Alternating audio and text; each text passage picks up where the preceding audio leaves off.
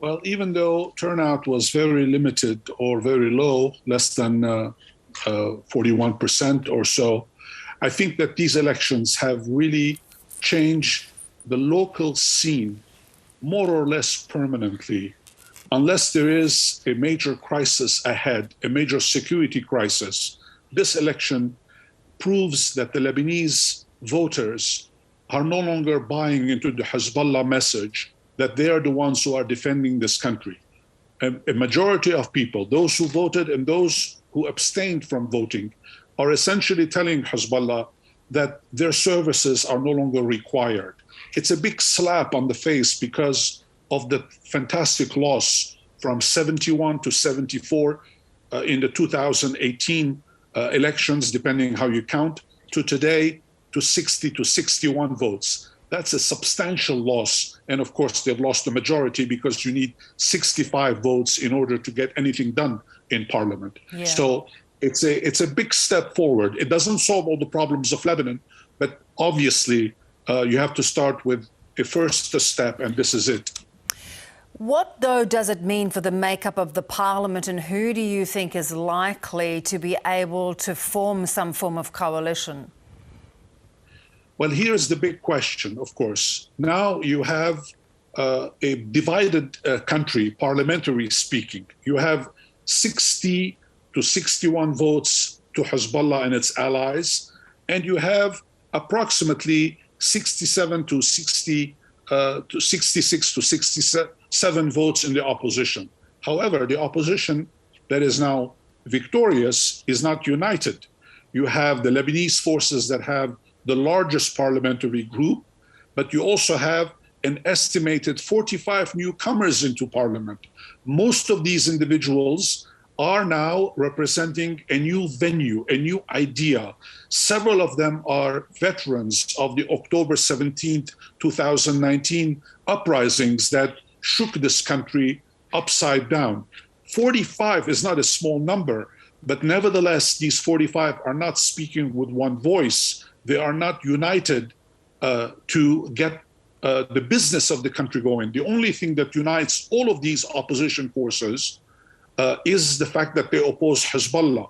But that's half of the message. Now that you have reached the position of authority, of power, if you would like, what you need to do, you need to have a program, you need to have a message, and you need to implement that program.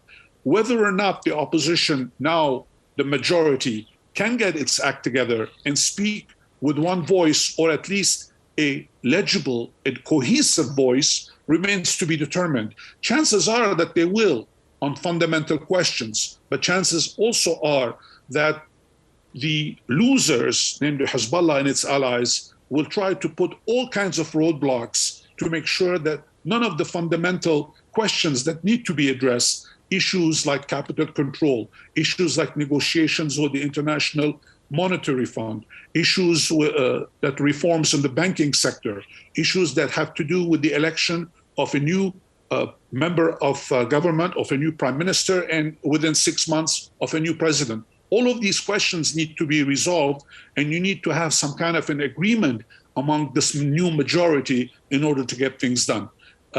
Time will tell. Yeah, indeed.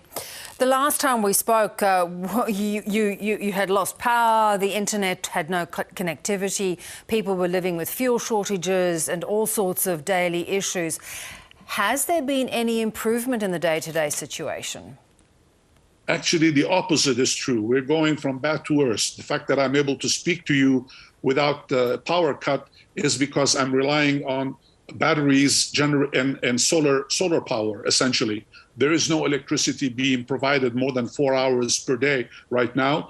The situation has not improved in terms of the socioeconomic picture of Lebanon. However, having said all of this, the government must be giving credit, the outgoing government must be giving credit for managing to actually borrow some money from the international, from the World Bank and the international community to get these elections going. These were relatively peaceful elections, even though there was a lot of cheating, but that's very normal for Lebanon.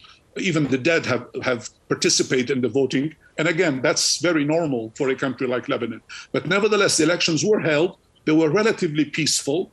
There was a lot of corruption, money exchange hands, which was a good omen because a lot of people needed this extra money to get them going. But fundamentally, the socioeconomic situation has not changed. The pound is still losing its value today. The US dollar is exchanging at 31,000 Lebanese pounds, which is worse than it was last week. And shortages are galore. People are still queuing in front of petrol stations. And it goes on and on and on. I think that the challenge that the government now faces, the new majority faces, is that even though they are victorious and they have accomplished a small miracle, now the time has come to actually put their hands in the kitchen sink, so to speak, and start cooking a meal that could be at least palatable to a lot of people. They need to address fundamental questions, socioeconomic questions that the people of this country face. 80% of people are still living in poverty in Lebanon, and that cannot go on for a long time. Yeah. And the proof of this, what I'm saying, is in fact the low turnout. 41% of the population turned out. Where were the rest of these people? Of course, some had emigrated, but a lot of people were totally dejected by what was going on. And they did not want to participate because they assumed that nothing was going to change. Yeah. Well, we will see whether things will change, and they better. Joe, I do hope that it does provide that circuit breaker, as you say, to make a difference. Great to get your analysis. Thanks so much. My pleasure.